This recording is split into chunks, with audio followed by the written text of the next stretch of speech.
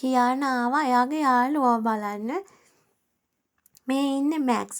එයා තමා කියානාගේ හොඳම යාළුවා. තව දෙන්නෙක් ඉන්නවා. ඒ දෙන්නගෙන් එක්කෙනෙක් කියානාට කැමතියි.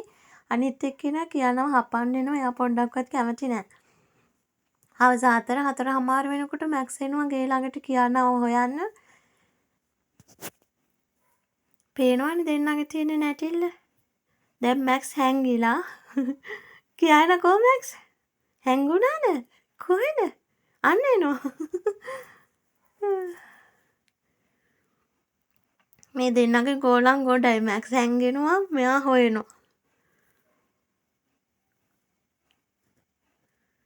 කියානා මොනවද ඉඹින්නේ ඔය?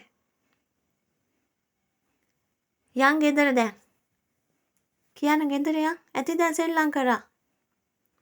මැක්ස් නෑනේ. එයා ගියා. අපි යන්.